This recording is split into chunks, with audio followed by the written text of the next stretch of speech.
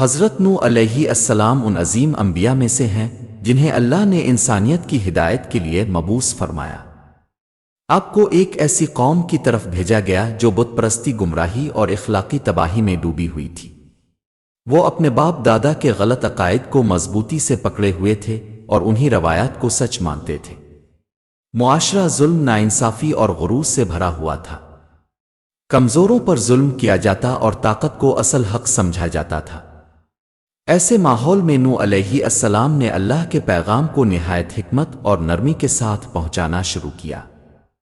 ان کا مقصد صرف لوگوں کو توحید کی طرف بلانا نہیں تھا، بلکہ معاشرے کو اخلاقی اور روحانی طور پر سنوارنا بھی تھا، مگر قوم نے آپ کی دعوت کا مذاق اڑایا۔ انہوں نے دلیل کو نہیں دیکھا، سچائی کو نہیں پرکھا۔ وہ صرف اس بات پر قائم رہے کہ ہم اپنے آباء و اجداد کے طریقے نہیں چھوڑ سکتے۔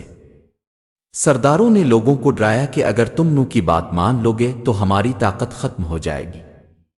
انہوں نے نوح علیہ السلام پر طرح طرح کے الزامات لگائے، ان کی باتوں کو جھٹلایا اور لوگوں میں شکوک و شبہات پھیلا دیے۔ ان کا تکبر اس مقام تک پہنچ چکا تھا کہ وہ نبی کی بات کو اپنی توہین سمجھتے تھے۔ نوح علیہ السلام نے نہ تھکنے والا سفر شروع کیا۔ اللہ نے انہیں 950 سال کی مدت دی اور وہ صدیوں تک اپنی قوم کو اللہ کی طرف بلاتے رہے۔ کبھی دن میں سمجھاتے، کبھی رات کے اندھیرے میں، کبھی آہستگی سے، کبھی لوگوں کو برے انجام سے ڈراتے۔ انہوں نے ہر موقع، ہر انداز اور ہر دروازہ آزمایا، مگر قوم کا رویہ نہ بدلا۔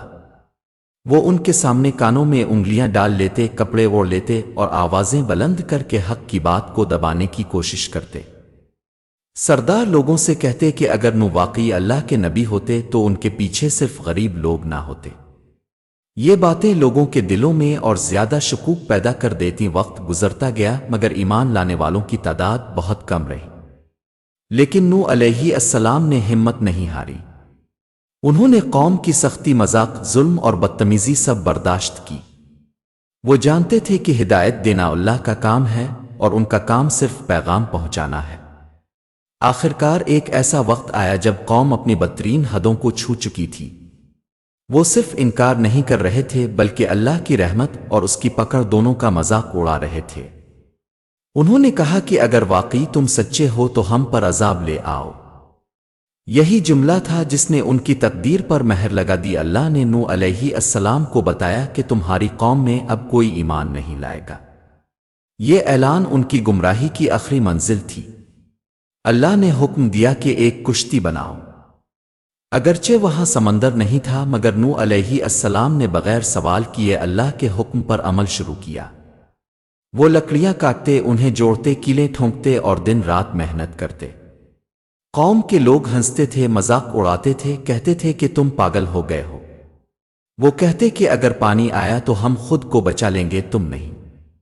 مگر وہ نہیں جانتے تھے کہ اللہ کی پکڑ سے کوئی نہیں بچ سکتا۔ نوح علیہ السلام اللہ کے حکم سے جانوروں کے جوڑے بھی جمع کرتے۔ یہ وہ لمحہ تھا جب اللہ کا فیصلہ زمین پر نازل ہونے کے قریب تھا۔ پھر ایک دن وہ نشان ظاہر ہوا جس کا اللہ نے وعدہ کیا تھا۔ زمین سے پانی کے چشمے پھوٹ پڑے، آسمان سے بے تحاشا بارش شروع ہو گئی، بادل گرجے، آسمان سیاہ ہو گیا اور دھرتی لرزنے لگی۔ لوگ گھبرا گئے۔ وہ سردار جو کل تک کہتے تھے کہ کوئی عذاب نہیں آئے گا، خود خوف سے کانپنے لگے۔ پانی تیزی سے بلند ہوا، گھروں میں گھس گیا، راستے بھر گئے۔ لوگ پہاڑوں کی طرف بھاگے مگر وہاں بھی پناہ نہ ملی۔ اسی دوران اللہ کے حکم سے نوح علیہ السلام کی کشتی اٹھنے لگی۔ ایمان والے اس میں سوار تھے اور ساتھ ہی ہر جانور کا ایک جوڑا بھی موجود تھا۔ کشتی پانی کی بڑی بڑی لہروں کو چیرتے ہوئے آگے بڑھتی رہی۔ باہر وہ چیخیں تھیں جو ضد اور غرور کے انجام کے طور پر گونج رہی تھیں۔ لوگ ہاتھ پھیلا کر رحم کی فریاد کرتے مگر وقت گزر چکا تھا۔ اللہ کے وعدے سچے ہوتے ہیں اور اس دن کوئی بچ نہ سکا۔ کشتی کئی دنوں تک پانی کی سطح پر تیرتی رہی۔ اندر موجود لوگ کبھی ڈرتے، کبھی اللہ کا شکر ادا کرتے۔ نوح علیہ السلام انہیں تسلی دیتے کہ اللہ ان کا محافظ ہے۔ طوفان تھمنے تک زمین پر کوئی بستی، کوئی گھر، کوئی نشان باقی نہ رہا۔ یہ وہ دن تھا جب انسانیت کی پوری تاریخ بند ہو گئی اور ایک نئے دور کی بنیاد رکھی گئی۔ آخرکار اللہ نے زمین کو حکم دیا کہ پانی اپنے اندر سمو لے۔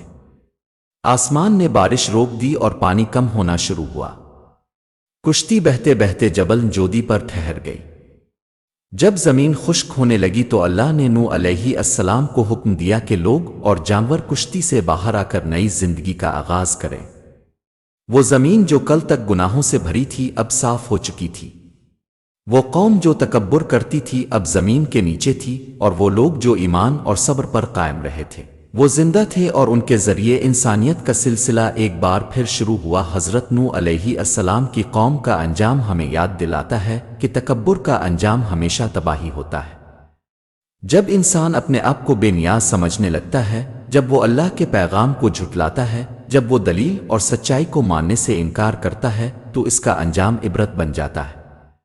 نوح علیہ السلام کی زندگی ہمیں صبر، استقامت، سچائی اور اللہ پر بھروسے کا درس دیتی ہے، اور طوفان کا واقعہ ہمیں بتاتا ہے کہ چاہے پوری دنیا کیوں نہ ڈوب جائے، ایمان والے ہمیشہ اللہ کی حفاظت میں رہتے ہیں۔ یہ داستان صرف ایک قوم کی بربادی نہیں بلکہ پوری انسانیت کے لیے ایک دائمی پیغام ہے۔